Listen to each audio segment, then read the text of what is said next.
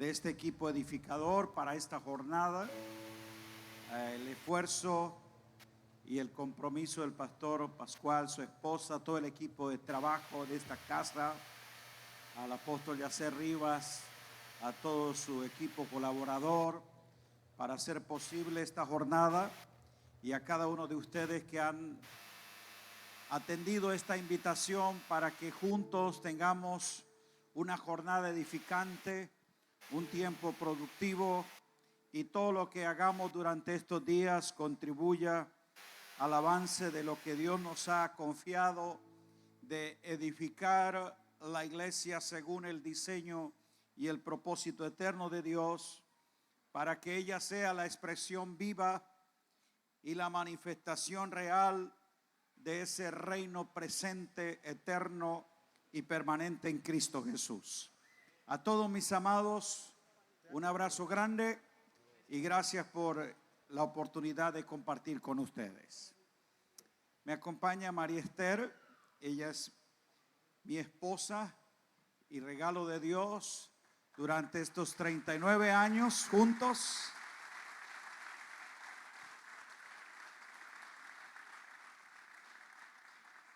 Con María Esther en nuestro compromiso y relación de pacto en el propósito de Dios, entendemos que unidos por un propósito hay una descendencia poderosa en la tierra. 4 hijos ya mayores sirven al Señor como pastores y servidores en el reino. Ya tenemos 9 nietos. Somos abuelos pero no viejos, no se preocupe.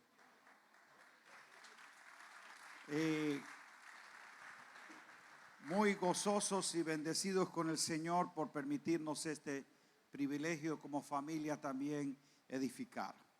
Muy bien, vamos a ir a la escritura. El Evangelio de Mateo, capítulo 1. Quiero afirmar con ustedes el propósito de entender cabalmente de lo que somos parte de, diga, una generación de elegidos y ungidos en Cristo. Mateo 1 dice que este es un libro que registra una descendencia, que define una generación, que hay una intencionalidad de describir que hay una simiente marcada y preservada en la historia para contribuir con el propósito eterno en el que el Padre quería revelar la plenitud de Jesucristo, su Hijo. Este es el libro de la genealogía de Jesucristo. Diga Jesucristo, hijo de David, hijo de Abraham. Vamos, diga Jesucristo, David, Abraham. Y dice la escritura en el verso 17, de manera que todas las generaciones desde Abraham hasta David son 14. Desde David hasta la deportación a Babilonia, 14. Y desde la deportación a Babilonia hasta Cristo, 14. Los 3 personajes que el versículo 1 establecen como la genealogía, Cristo, Abraham y David, la Biblia los divide en 3 grupos que cada uno marca 14 generaciones, y ellas están establecidas por un propósito de parte de Dios. De acuerdo al versículo 17, estas 3 bloques generacionales completan un ciclo, 42 generaciones. Y esta genealogía en estas secciones muestra los patriarcas, diga Abraham, diga los reyes a través de David, y luego marca una generación que está en Cristo, diga en Cristo. Ahí están los que son elegidos y ungidos por Él. Pero bien, cuando nosotros miramos el registro que aparece allí, note que dice hasta Cristo. Y al mirar las generaciones de la deportación hasta Babilonia, si las cuenta, no son 14, son 13. Quiere decir que generacionalmente se establece hasta Jesús 41 generación. Y dice que ese Jesús es hijo de José. Está marcando las generaciones de los civiles, pero deja el comienzo de una generación 42 que está marcada es en Cristo.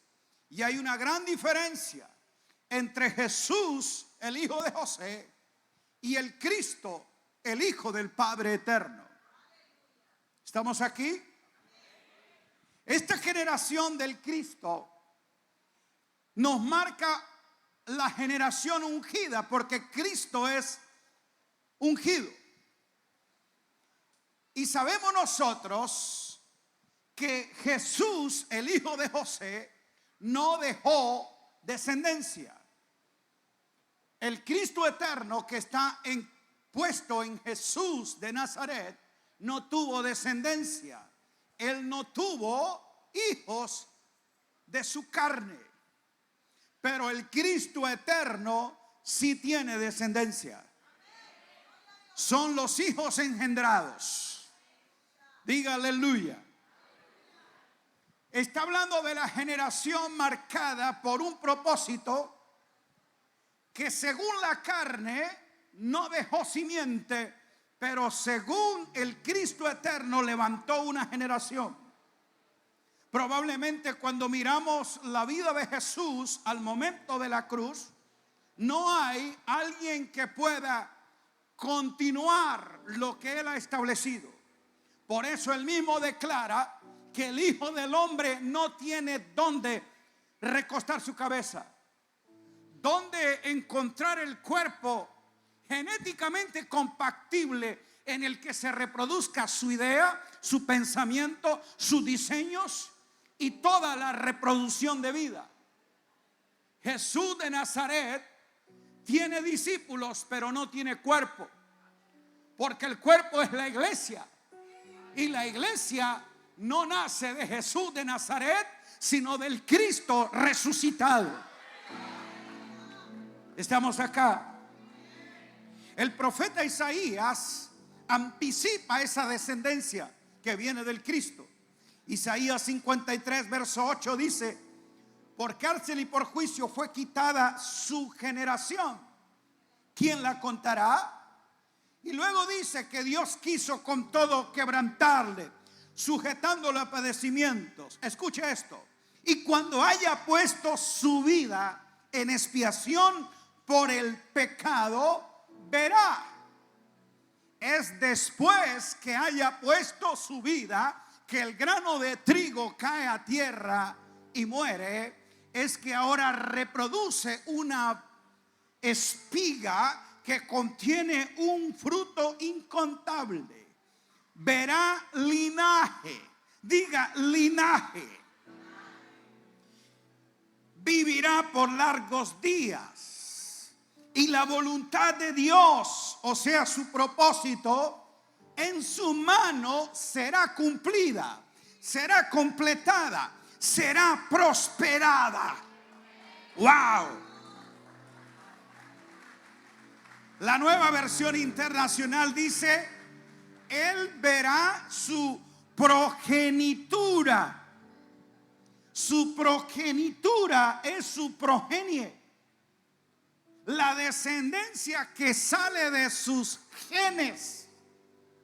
Del gen de Jesús de Nazaret, de su esperma, no hubo descendencia.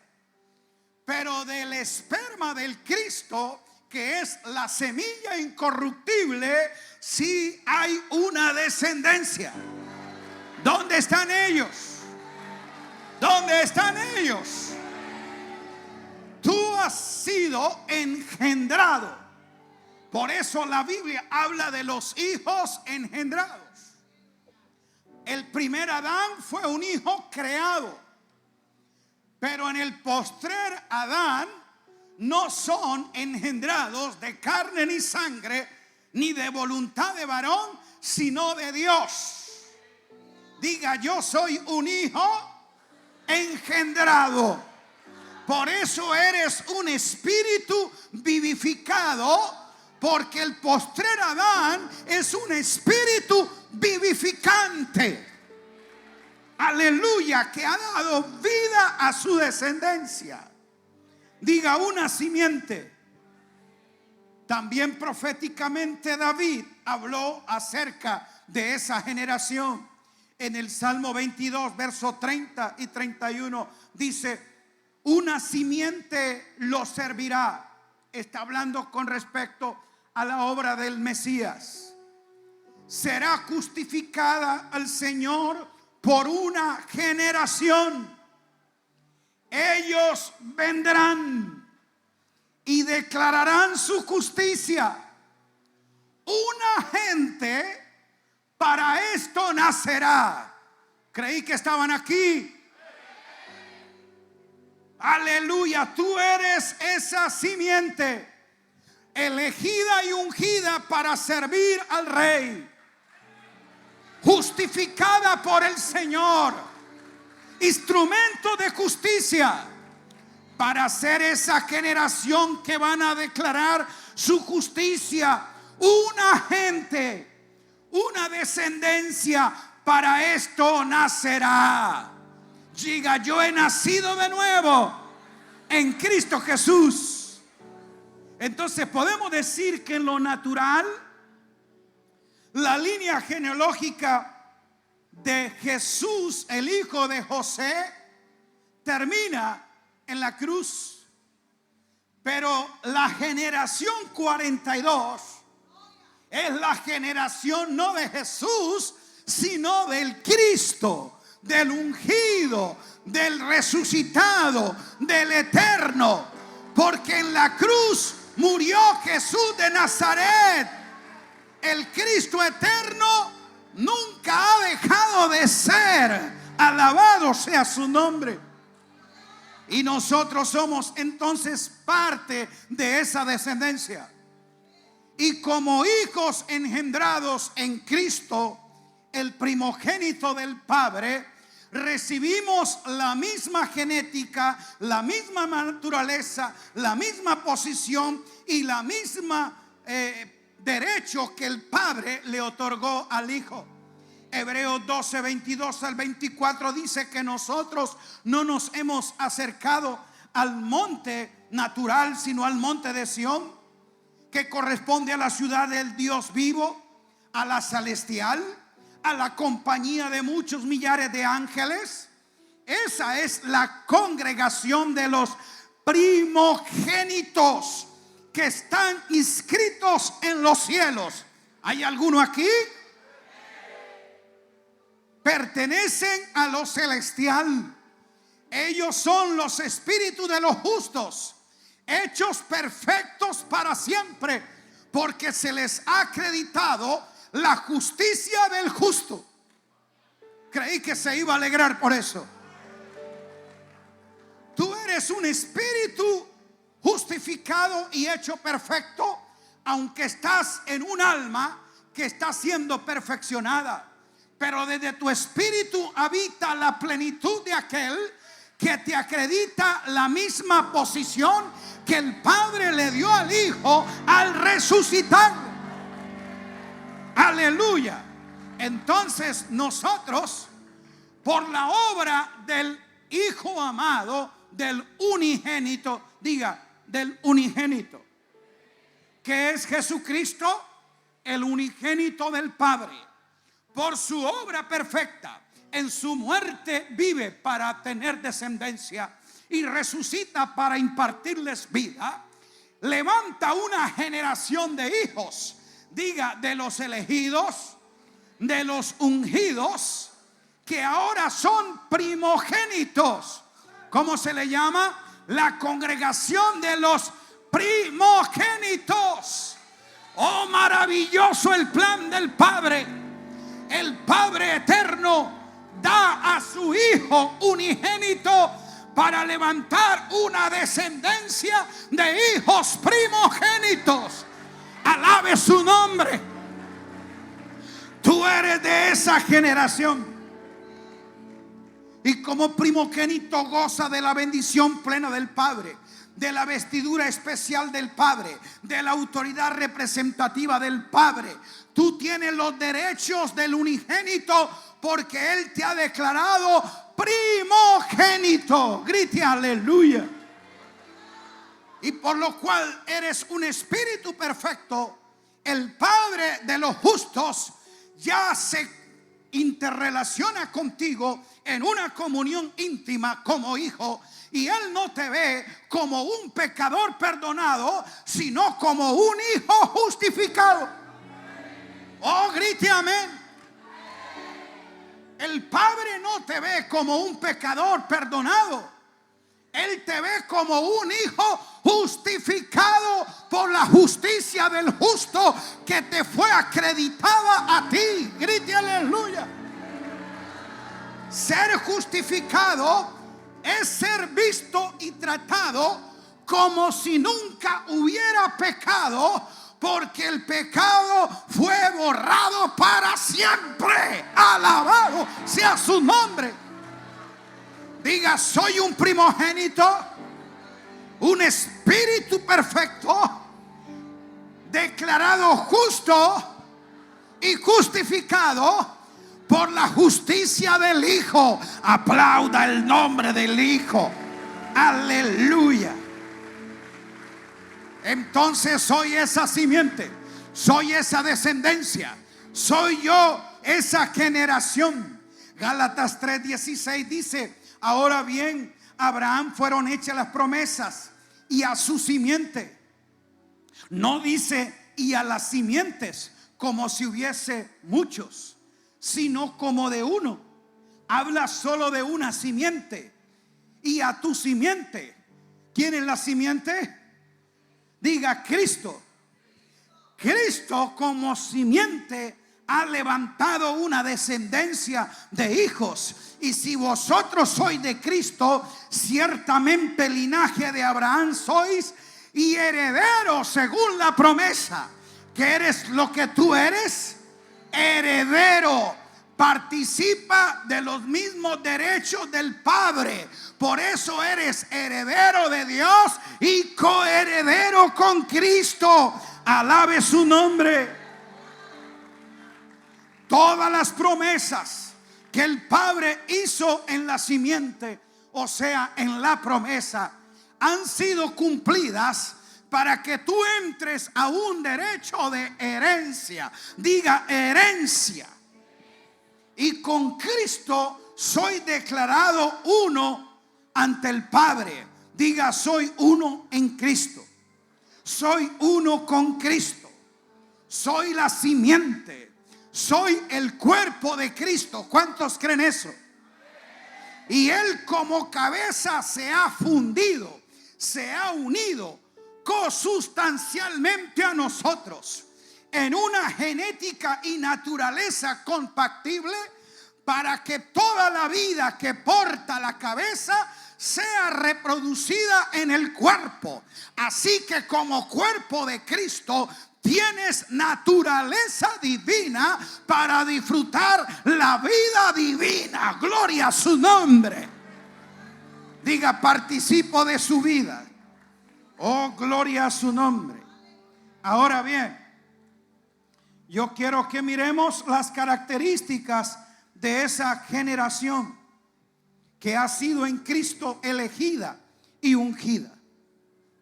Note usted cómo Mateo comienza el evangelio. Diga: el evangelio. La buena noticia del plan de Dios desarrollado en el tiempo. Y presenta precisamente los genes, la genealogía de Jesucristo. Esa descendencia entonces va a encontrar sus raíces en Abraham y en David. Y la pregunta es, ¿por qué estos tres nombres son los que definen una generación, descendencia o genealogía? ¿Qué tienen en común Abraham, Cristo y David? ¿Por qué no es la generación de Elías? ¿Por qué no es la generación de Adán? ¿Por qué no es la generación de Noé? Cuando miramos la escritura, encontramos algo muy particular. Los tres, Cristo, Abraham y David, fueron los únicos personajes que la Biblia identifica en una representación triple de operatividad. Los tres son los únicos que se les acredita la función de sacerdote, de rey y de profeta. Creí que se iba a alegrar. La generación ungida, la generación elegida, a la que Dios está levantando y nos ha enviado a redireccionar, es la generación que tiene que tener la posición de rey, porque Él nos lavó con su sangre y nos hizo reyes. Que tiene la genética y la función de sacerdote, diga sacerdote, y que tiene una declaración profética porque anuncia de parte de Dios lo que el Eterno ha declarado. Esta generación del Cristo es una generación profética que entiende el diseño, el orden de Dios y lo declara. Es profética porque ella marca el cumplimiento de lo que los profetas declararon, pero es profética porque ella encarna la proclamación del evangelio del reino de Cristo Jesús. Alabado sea Dios. Estamos seguros que durante esta estaca profética el Espíritu de Dios va a despertar esa gracia y esa función profética que está en ti. Tú no eres profético porque algunos dones se manifiesten. Tú eres profético porque tienes una naturaleza de proclamación, porque tienes un entendimiento del mensaje correcto, porque tienes una definición en el propósito eterno. Eres profético porque porta los genes del más grande de los profetas, porque el espíritu de la profecía, que es Cristo, está en ti para darte a entender el tiempo y también a proclamar el único mensaje que nosotros representamos. Diga el evangelio del reino de Dios. Alabado sea Dios. Estoy creyendo precisamente que en estos días habrá una estaca, una marca, un referente. Una estaca establece un territorio, marca un límite, define un hito, se convierte en un anuncio. Alabado sea Dios. Durante estos días el Espíritu de Dios va a poner esa marca delante de ti. En ti va a quedar clavada esta verdad. Te levantarás como un profeta para tu territorio, como un profeta para tu ciudad, como un profeta para las naciones. No porque opere un don, sino porque encarnas un mensaje, porque entiendes un diseño, porque portas una genética, porque entiendes un código del Eterno, porque anuncias el evangelio que procede de la boca de Dios. Oh, aleluya, que se despierte esa gracia y ese poder profético en ti, para que proclames con denuedo el evangelio del reino de Dios. Aplauda a Cristo Jesús. Que se despierte, que se desarrolle la naturaleza de rey que está en ti. Tú no eres un sobreviviente de la religión evangélica. Tú eres un rey en el propósito eterno. Tu mente, tu naturaleza es de un rey. Y que se active el sacerdote que está en ti. Pero no el sacerdote levítico, no el sacerdote arónico, el sacerdote con el que el Cristo te ha ungido. Tú eres sacerdote según el orden de Melquisedec. Aleluya. Diga: tengo el orden correcto. Oh sí, durante estos días de tu mente y tu corazón será desconfigurado Aarón, será sepultado Leví. De tu espíritu perfecto se va a liberar la naturaleza que eres, sacerdote según el orden de Melquisedec. Tu hablar será correcto, tu orar será efectivo, tu predicar y bendecir será en el orden gubernamental. ¿Cuánto lo cree? Alabado sea su nombre. Esa es la generación 42, la que procede de los genes, la que porta la simiente del Cristo. Es una generación entendida del Cristo revelado. Por eso sé que esos códigos el espíritu de la profecía te los hará entender. Ya no serás un predicador de historia de Jesús de Nazaret. Ya no estarás hablando de aquel que estuvo según la carne. Tú vas a proclamar, a edificar y a revelar a Cristo, a Cristo, a Cristo y solo a Cristo. Esa es la generación 42. Diga: la generación del Cristo. Ponga su mano aquí. Diga: remuevo y quito de mi mente la mitra de Aarón. Vamos, declárelo con convicción. Haga así, diga: la remuevo. Yo sé que a ti y a mí el sistema religioso nos improntó, nos creó una referencia de santidad a Jehová según el orden de Aarón. Por eso se nos puso, fue una mitra, para entender ese culto que es tipo, sombra y figura de un pacto que ya desapareció. Pero Cristo murió y resucitó para levantar una simiente, para levantar una descendencia, no según el orden de Leví, que es por sucesión, sino según el orden de Melquisedec, que es por constitución legal. Oh, grite aleluya. Su mano aquí. Diga: tengo la corona de justicia. Tengo la mentalidad de Melquisedec. Melquisedec es rey de justicia, rey de paz, rey de Salem. Él conoce otro orden. Tú no fuiste entrenado para servir en el tabernáculo, ofrecer cultos. No, tú fuiste diseñado para servir en el reino.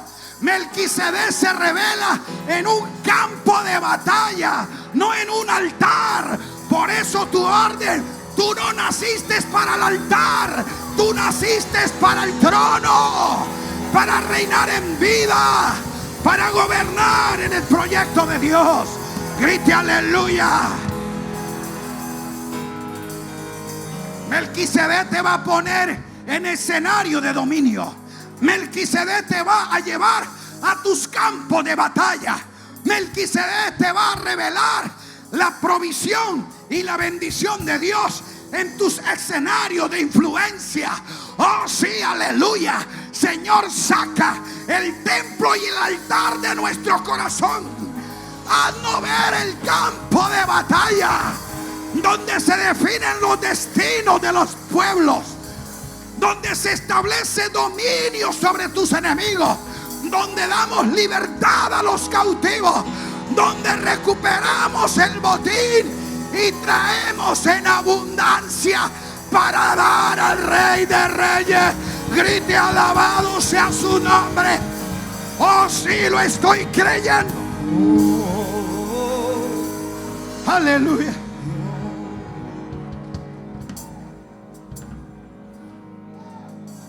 ¿Qué tenían en común los tres?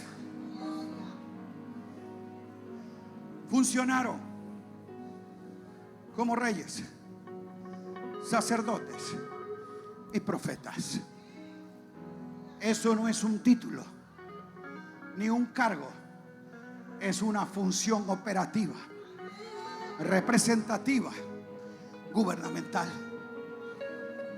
Porque es reyes según no la monarquía de los hombres, sino la teocracia del reino.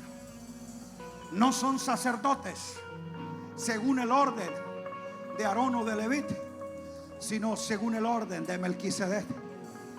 Y no son profetas del viejo pacto manifestando los dones, sino gente entendida en estructura, gobierno, diseño, código de justicia, proclamando la declaración del trono de Dios. ¿Cuántos lo creen? ¿Sabía usted que Abraham fue rey? ¿Por qué rey? Porque Dios lo llama y lo posiciona para confrontar a 5 reyes confabulados para ejercer dominio, rompiendo un orden y diseño de Dios. Recuerde que estos 5 reyes se juntan para esclavizar a los hombres, llevar cautiva a las mujeres, oprimir los niños y quitarle los bienes y los territorios. Estos 5 reyes comienzan a crear un modelo de gobierno que rompe el patrón de Dios. Porque cuando Dios da el dominio al hombre y la capacidad de ejercer señorío sobre toda la creación y lo creado, nunca le dijo que tendría dominio para estar en señorío sobre otros hombres. Estos 5 han reducido a otros hombres a esclavos y los someten a su servicio. En el reino no se nos pide ejercer dominio sobre la gente, sino sobre los sistemas. Y estos 5 reyes, rompiendo ese orden divino, entonces Dios levanta y unge un rey que se llama Abraham. Nosotros sabemos que en la antigüedad solo se confrontaban en la guerra territorial reyes. Los reyes movilizaban sus ejércitos para ir a la guerra. En la antigüedad era un compromiso moral, legal, que un rey apareciera en el territorio a disputar. Su presencia influenciaba, dirigía y mantenía un orden a su ejército. Estos son 5 reyes con sus ejércitos armados. Sumarían miles. Pero ahora hay alguien que ha sido ungido y puesto bajo pacto, a quien Dios manda que arme su ejército. Su ejército son siervos nacidos en casa. No libre batallas si no tiene gente nacida en casa, que reconozca el pacto. Una batalla territorial no se hace con guerrilleros ni con chusma de rebeldes, sino con hijos nacidos en casa, entendidos en el pacto, a quienes tú formes con mentalidad de dominio y les haga entender que Dios le cambia el delantal por una espada. Aleluya. Porque nosotros no formamos esclavos, sino reyes. Y solo 318 bajo esa dirección profética y esa mentalidad de dominio, Abraham a la cabeza ejerció autoridad, los venció, recuperó las mujeres, los hombres, los niños y el botín. La enseñanza es: Dios no necesita de multitudes para ejercer dominio. Él necesita de gente entendida que respete su diseño, porque los que tienen el respaldo de Dios son los que guardan el orden de Dios.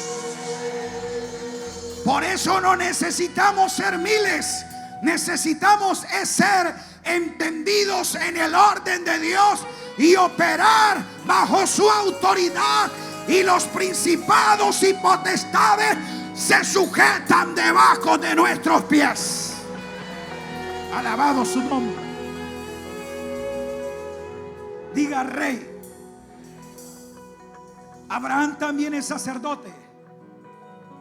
Él levantó altares, él ofreció sacrificios, él entregó ofrendas, él dio culto en todo lugar de su Dios.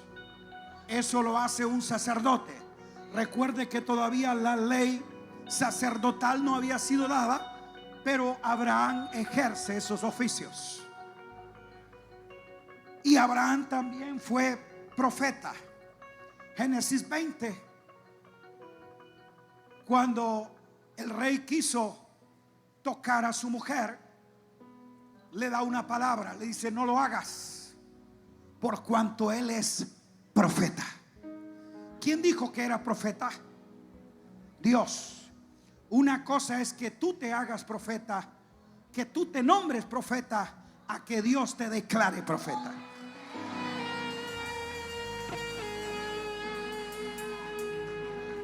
Diga el orden de Dios. Por eso es que hoy la gracia profética no establece gobierno ni marca dirección, porque no hay profetas en el orden de Dios.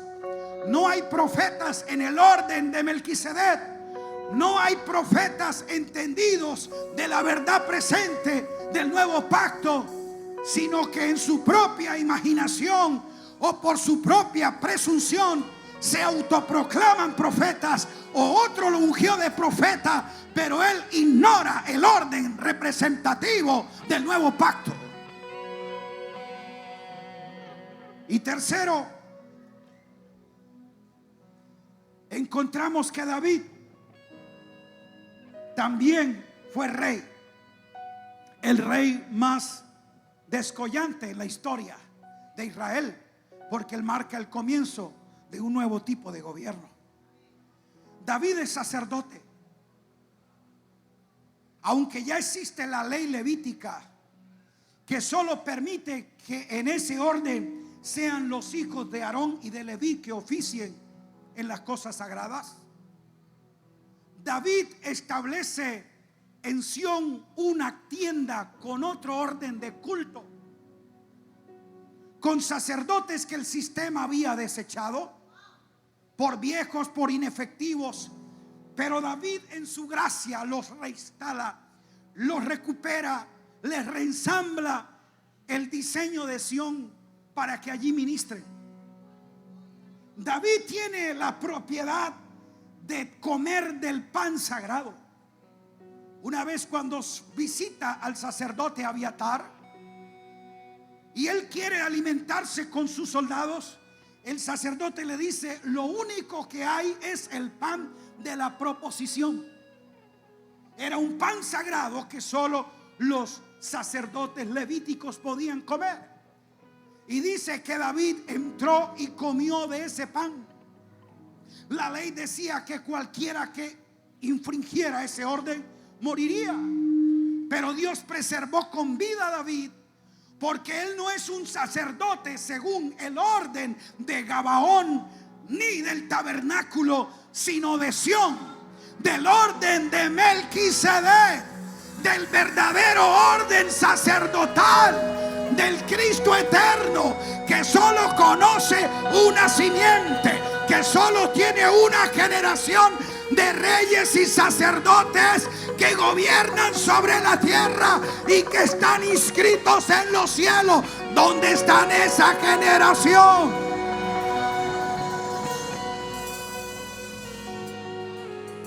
Y David también fue profeta. Las escrituras lo reseñan así. Los salmos mesiánicos, donde él anuncia la venida, el ministerio, la muerte, la resurrección del Cristo eterno. Hechos 2, versículo 30 dice: y a la verdad David como profeta, la Biblia misma atestigua que él es profeta. Entonces Abraham y David son reyes, profetas y sacerdotes. Pero el evangelio termina diciendo que la generación 42 es la de Cristo. Diga Cristo. Y Cristo eterno, encarnado en Jesús de Nazaret, declaró su oficio de rey. Él es el Rey de Reyes, cuyo reino nunca tendrá fin. Él no vino a ser rey, él siempre ha sido rey. Pero el rey dejó su trono de gloria y nació como hombre, haciéndose siervo. Pero en su nacimiento ya estaba su reconocimiento. Los sabios del oriente dijeron: ¿dónde está el rey? Hemos venido para adorarle. En su nacimiento reconocieron un rey. En la crucifixión, los romanos estaban diciendo que no crucificaban a un malhechor ni a un falso profeta. Este es el rey.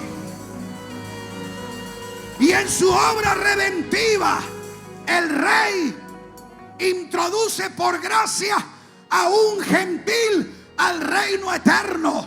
Porque el ladrón dijo: acuérdate de mí cuando vengas en tu reino.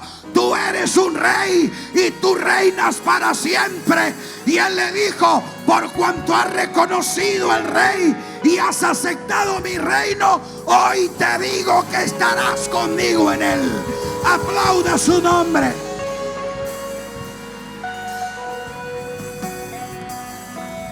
Diga: el Rey de Reyes. ¿Cuántos creen que él es profeta? Él es el profeta mayor.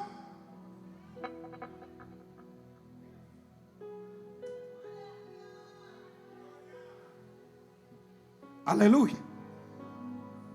Diga: el profeta mayor. En otras palabras, es el único profeta en que Dios declara: él así dice. Profeta es el que habla de la boca o por la boca de Dios. Y el Cristo eterno es por quien el Padre todo lo ha hablado, todo lo ha declarado. Porque en Cristo todo fue dicho, y en Él, por Él y para Él, por su palabra declarada. En el Cristo eterno todas las cosas fueron hechas y subsisten. Por lo tanto, el espíritu de la profecía es la revelación de Jesucristo. Profeta del nuevo pacto, que no te conduzca a entender más a Cristo, el reino de Cristo, el orden de Cristo. No entiende el nuevo orden de Melquisedec, porque un verdadero profeta de este orden te va a revelar a Cristo y no tu crisis.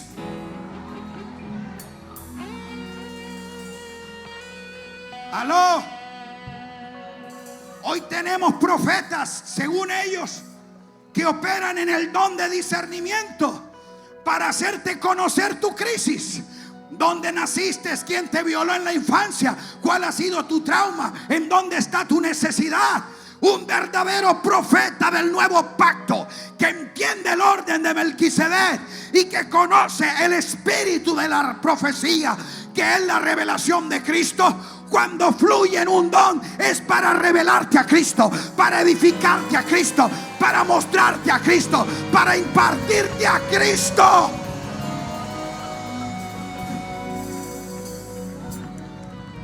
Aleluya. Y Él es el sumo sacerdote. No solamente que ofrece la ofrenda, sino que Él mismo es la ofrenda. Porque Él es el cordero, pero a misma vez el sacerdote que la ofrece. Y esa ofrenda no la ofreció en el santuario hecho en el tabernáculo. Hebreo dice que la ofreció en el tabernáculo celestial. Por eso es una ofrenda hecha una vez y para siempre, por la cual hizo perfecto a los santificados. ¿Dónde están ellos? Póngase de pie y aplauda al Rey de Reyes. Oh, gloria.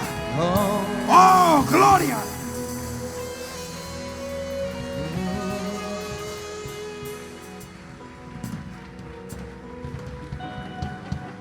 Aplauda al Rey.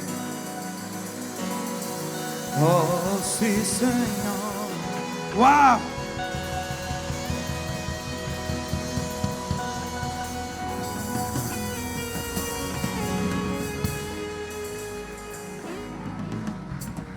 En la pantalla dice tiempo agotado y estaba en la introducción.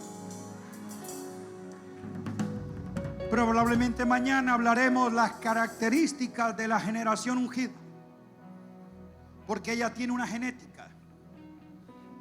Si es una genealogía, entonces tiene unos genes.